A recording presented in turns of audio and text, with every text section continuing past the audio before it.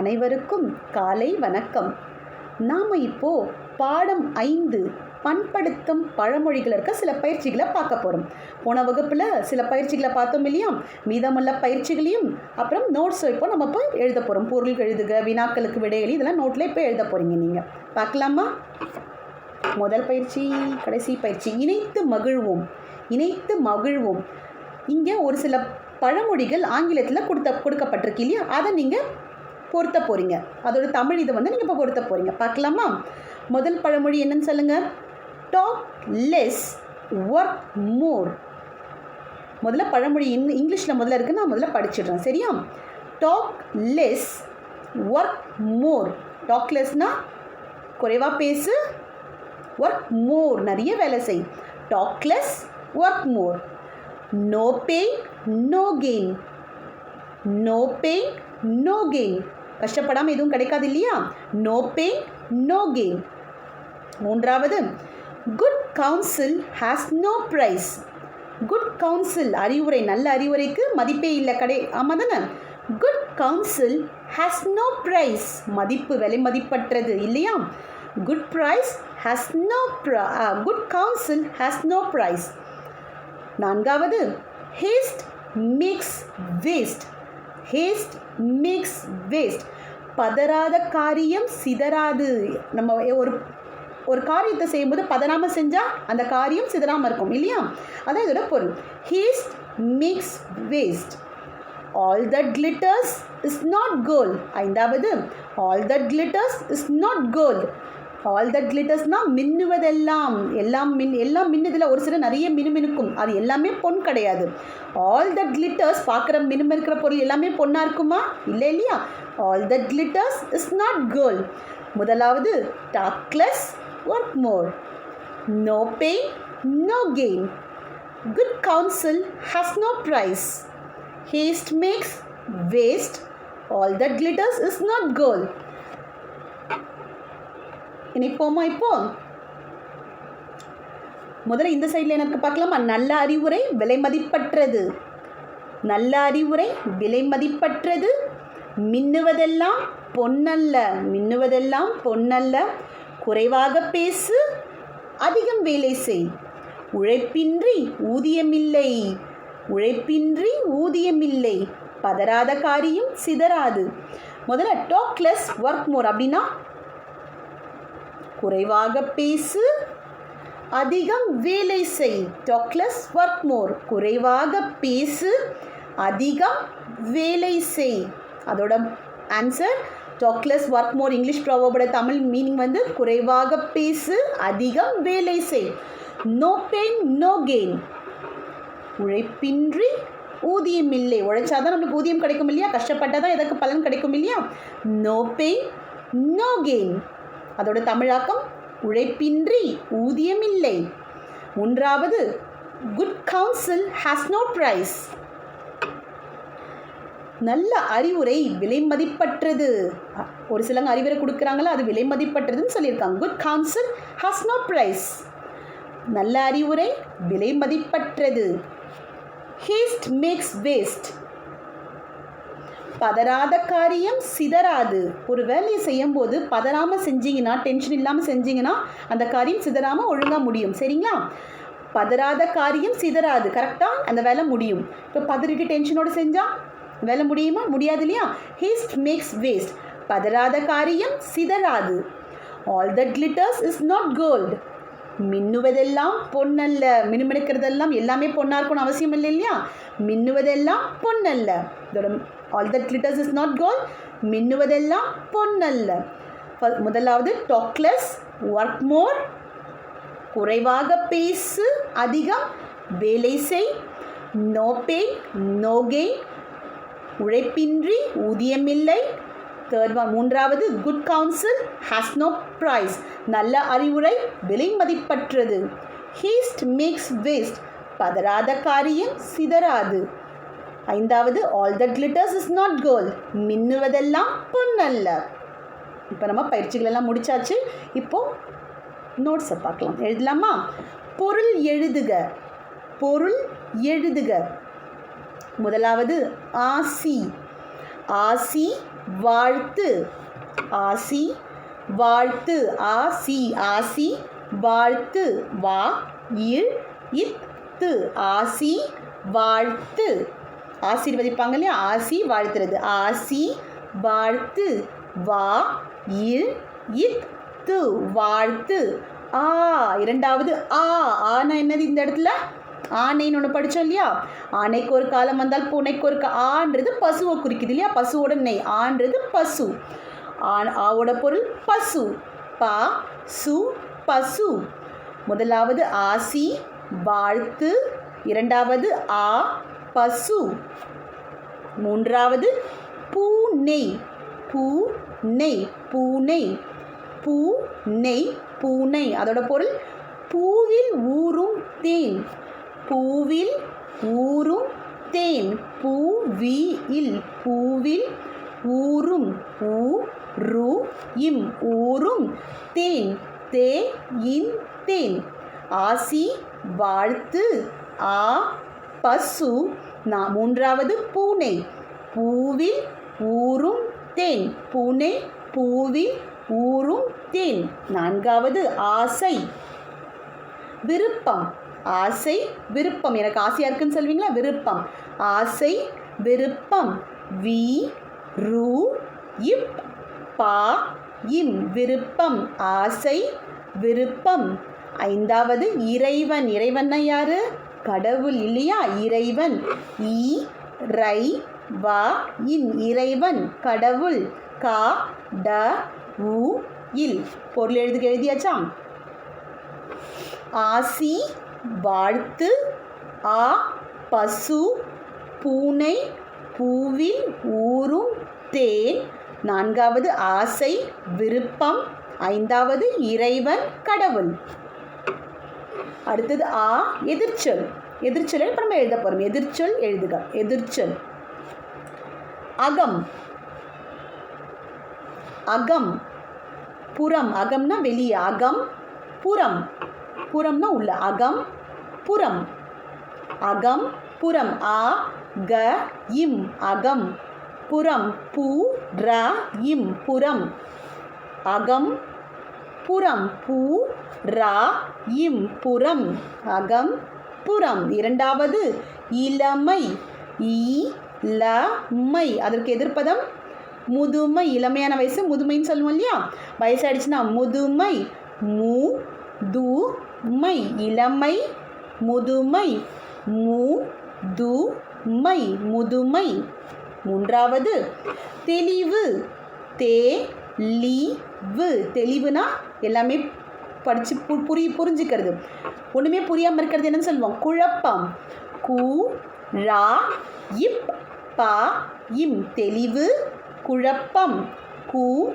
ரா இப் பா இம் குழப்பம் நான்காவது மகிழ்ச்சி மகிழ்ச்சி அதற்கு எதிர்ப்பதம் எதிர்ச்சொல் துயரம் கவலைன்னு சொல்லுவில்ல துயரம் து ய ரா இம் துயரம் அகம் புறம் இளமை முதுமை தெளிவு குழப்பம் மகிழ்ச்சி துயரம் து ய ரா இம் எதிர்ச்சொல்ல பார்த்தாச்சு இல்லையா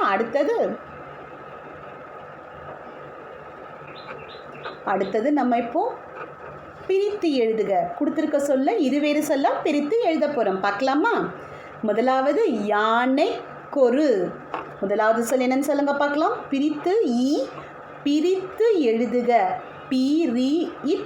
பிரித்து எழுதுக கொடுத்துருக்க சொல்ல இருவேறு சொற்களாக பிரித்து இப்போ நம்ம எழுத போகிறோம் பிரிக்கும் போது என்ன வரணும் இரண்டுமே பொருள் தரக்கூடிய சொல்ல இருக்கணும் இல்லையா யானை கொரு யானை கொரு யானை கொரு யானை கொரு யானை கொரு பிரித்தா யானைக்கு யானை கு யானைக்கு ப்ளஸ் ஒரு யானைக்கு ப்ளஸ் ஒரு யானைக்கொரு யானைக்கு ப்ளஸ் ஒரு யானைக்கொரு பிரித்தா என்ன வரும் யானைக்கு ப்ளஸ் ஒரு பிரித்தா ரெண்டும் பொருள் தருது இல்லையா யானைக்கொரு யானைக்கு ப்ளஸ் ஒரு யானைக்கொரு இரண்டாவது என்பதற்கேற்ப ஏ இன் பா த ஈர் கே ஈர் ப என்பதற்கேற்ப. பிரித்தா என்பதற்கு ப்ளஸ் ஏற்ப பிரிக்கலாமா? என்பதற்கு ப்ளஸ் ஏற்ப. ஏ இன் பா த ஈர் கு என்பதற்கு ப்ளஸ் ஏற்ப. ஏ ஈர் ப. யானைக்கொரு பிரித்தா யானைக்கு ப்ளஸ் ஒரு. இரண்டாவது என்பதற்கேற்ப என்பதற்கு ப்ளஸ் ஏற்ப. மூன்றாவது சரியானது சரியானது சா ரி யா நது சரியானது. சரி ப்ளஸ் ஆனது சாரி சரி ப்ளஸ் ஆனது சரி ப்ளஸ் ஆனது சரியானது. பிரித்து எழுதுக. முதலாவது யானைக்கொரு யானைக்கு ப்ளஸ் ஒரு. இரண்டாவது என்பதற்கேற்ப என்பதற்கு ப்ளஸ் ஏற்ப. மூன்றாவது சரியானது சரி ப்ளஸ் ஆனது. எழுதியாச்சா? அடுத்ததுக்கு போகலாமா? ஈ சேர்த்து எழுதுக. கொடுத்துருக்க இருவேறு சொல்ல ஒரே சொல்ல இப்போ நம்ம சேர்த்து எழுத போகிறோம். ஈ சேர்த்து எழுதுக. சேர்த்து எழுதுக பார்க்கலாமா? முதலாவது வாரம் வாரம் ப்ளஸ் சந்தை வா ரா இம் வாரம் ப்ளஸ் சா இந்தை சந்தை. வாரம் ப்ளஸ் சந்தை. வா நடுவில் என்ன சேர்க்கணும்? ஈச்சுன்ற எழுத்து நம்ம சேர்க்க போகிறோம். இது எடுத்துட்டு வாரச் இது எடுத்துட்டு வாரச் சந்தை வாரச் சந்தை. வா ரா இச் சா இந்தை வாரச் சந்தை. வாரம் ப்ளஸ் சந்தை வாரச் சந்தை. இரண்டாவது பழமை ப்ளஸ் மொழி பா ரா மை பழமை ப்ளஸ் மொழி மொழி பழமை ப்ளஸ் மொழி. இது சேர்த்தா என்ன வரும்? பழமொழி. பா ரா மொழி பழமொழி.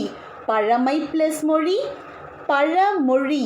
மூன்றாவது பழம் பழம் ப்ளஸ் சாறு பழம் ப்ளஸ் சாறு பழச்சாறு. பா ரா இச் சா ரு பழச்சாறு. இந்த இம்மை எடுத்துட்டு நடுவில் இச்சுன்ற எழுத்து நம்ம சேர்க்க போகிறோம். பழச்சாறு பழச்சாறு. முதலாவது வாரம் ப்ளஸ் சந்தை வாரச்சந்தை.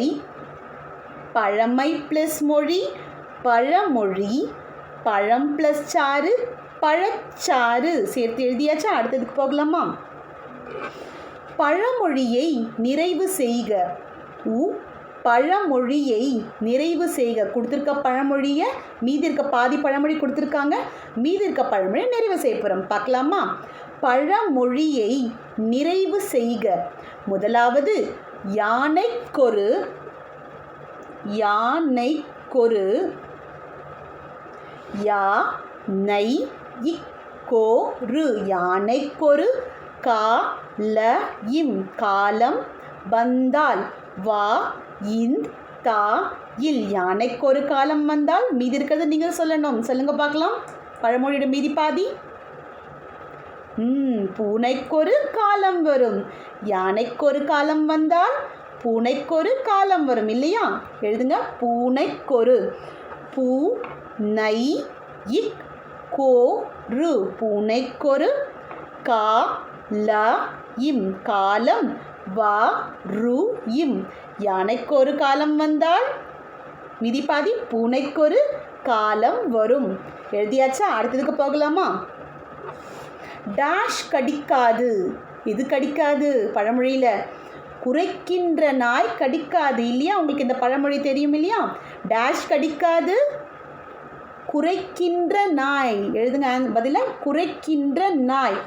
கு ரை இக் கி இன்ற குறைக்கின்ற நாய். நா இ நாய். குறைக்கின்ற நாய் கடிக்காது இல்லையா? முதலோட பழமொழி யானைக்கொரு காலம் வந்தால் பூனைக்கொரு காலம் வரும் இல்லையா? அடுத்தது குறைக்கின்ற நாய் கடிக்காது.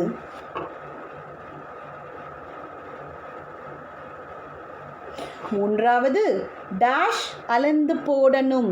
டேஷ் அளந்து போடணும். எதை அளந்து போடணும்?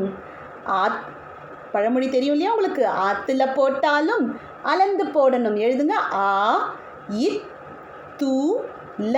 ஆற்றுல போட்டாலும் போ இட் டா லும் போட்டாலும் ஆ ல இந்து அளந்து போடணும். போ ட நு இம் ஆற்றுல போட்டாலும் அளந்து போடணும் இல்லையா? அதோட பழமொழி. அடுத்தது வினாக்களுக்கு விடையளி. வினாக்களுக்கு விடையளி. முதலாவது அமுதவாணன் யாரிடம் ஆசி வாங்கினான்? முதல் கேள்வி என்ன? அமுதவாணன் ஆ மு த வா ந இன் அமுதவாணன் யாரிடம்? யா ரி ட இம் ஆசி. ஆசினா வாழ்த்து இல்லையா? ஆசி வாங்கினான். யார்கிட்ட ஆசி வாங்கினான்னு சொல்லுங்க பார்க்கலாம். அங்கே ஒரு யானை வந்துட்டு இருந்தது இல்லையா? அந்த யானைக்கிட்ட ஆசி வாங்கணும்னு ஆசைப்பட்டான் இல்லையா? அப்போ பதில் என்ன சொல்லுங்க பார்க்கலாம்.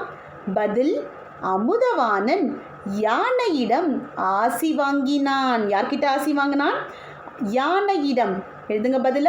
பதில் அமுதவாணன் ஆ மு த வா ந இன் அமுதவாணன் யானையிடம் யா நை ஈ ட இம் யானையிடம் ஆசி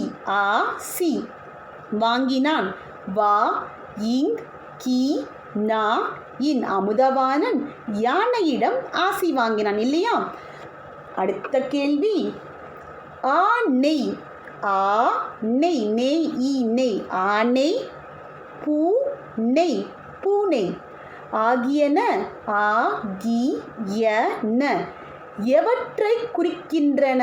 இந்த இரண்டு சொற்களும் எதை குறிக்குது நீங்கள் சொல்ல போகிறீங்க. உங்களுக்கு ஏற்கனவே தெரியும் இல்லையா? ஆனை பூனை ஆகியன எவற்றை குறிக்கின்றன? இதில் ஆன்றது பசு இல்லையா? இப்போ ஆனைன்றது பசுவுடனேயும் பூனைன்றது பூவில் ஊறும் தேன் இல்லையா? முதுமை காலத்தில் மருந்தில் தேனை கலந்து சாப்பிடுவோம் இல்லையா? அதான் பூனைன்றதை குறிப்பிடுறாங்க. பதில் எழுதலாமா? நெய் என்பது ஆனை என்பது பசுவின் நெய்யினையும் பசுவின் நெய்யினையும் ஆனை என்பது பசுவின் நெய்யினையும் பூநெய் என்பது பூவில் ஊறும் தேனையும் பூவில் ஊறும் தேனையும் குறிக்கின்றன.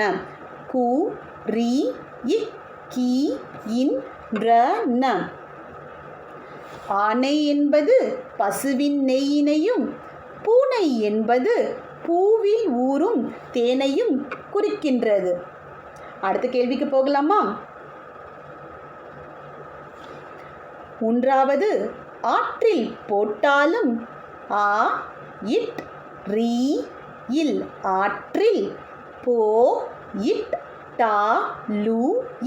போட்டாலும் அளந்து போடு. ஆற்றில் போட்டாலும் அளந்து போடு. ஒரு பழமொழி இருக்கு இல்லையா? ஆற்றில் போட்டாலும் அளந்து போடு. இப்பழமொழியின் பொருளை கூறுக. பொருளை இப்போ நம்ம எழுத போகிறோம். இப்பழமொழியின் பொருளை கூறுக. இதோட பழமொழி என்னன்னு சொல்லுங்க. பழமொழிய பொருள் என்னன்னு உங்களுக்கு தெரியுமா? என்ன பழமொழியோட பொருள் சொல்லுங்க. படிக்கின்றத மனப்பாடம் செய்யும்போது மனசில் நல்லா புரிஞ்ச பிறகு தான் அதில் மனசில் பதிய வைக்கணும் இல்லையா? அதான் இதோட பொருள். பார்க்கலாமா? பதில் அகத்தில் போட்டாலும் அறிந்து போடணும் என்பதுதான் சரியான வாக்கியம். அது ஆற்றில் போட்டாலும் இல்லை, அகத்தில் போட்டாலும் அகத்தில் போட்டாலும் போட்டாலும் அறிந்து போடணும்.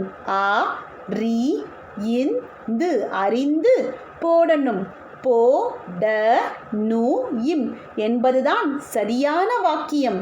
சா ரி யா ந சரியான வாக்கியம். வா இக் கி ய இம் அகத்தில் போட்டாலும் அறிந்து போடணும் என்பதுதான் சரியான வாக்கியம். அதாவது புரியாமல் எதையும் மனப்பாடம் செய்து, புரியாமல் பூ ரி யா ம இல் புரியாமல் எதையும் மனப்பாடம் செய்து, ஏ தை யு இம் எதையும் மனப்பாடம், மா ந இப் பா ட இம் மனப்பாடம் செய்து, சே ஈது நினைவில் கொள்ளக்கூடாது, நீ நை வி இல் நினைவில் கொள்ளக்கூடாது, கோ இல் ல இக் கூடாது அகத்தில் போட்டாலும் அறிந்து போடணும் என்பதுதான் சரியான வாக்கியம். அதாவது புரியாமல் எதையும் மனப்பாடம் செய்து நினைவில் கொள்ளக்கூடாது, புரியாமல் எதையும் மனசில் வச்சுக்கக்கூடாது இல்லையா. அதோட பொருளை புரிஞ்சுக்கிட்டு தான் நீங்கள் மனசில் பதிய வைக்கணும் இல்லையா. கற்கும்போதே தெளிவாக கா இர் கு இம் போதே கற்கும்போதே தெளிவாக தே லீ வா க இப் தெளிவாக புரிந்து கொண்டு கற்க வேண்டும். பு ரி இந்து புரிந்து, கோ இண்டு புரிந்து கொண்டு கற்க வேண்டும். கா இற்க வேண்டும், வே இன் டு இம். இப்போ இதோட பொருள் என்ன? ஆற்றுல போனாலும் அளந்து போடணும் இல்லையா. அப்படின்னா என்ன பொருள்? அகத்தில் போட்டாலும் அறிந்து போடணும் என்பதுதான் சரியான வாக்கியம்.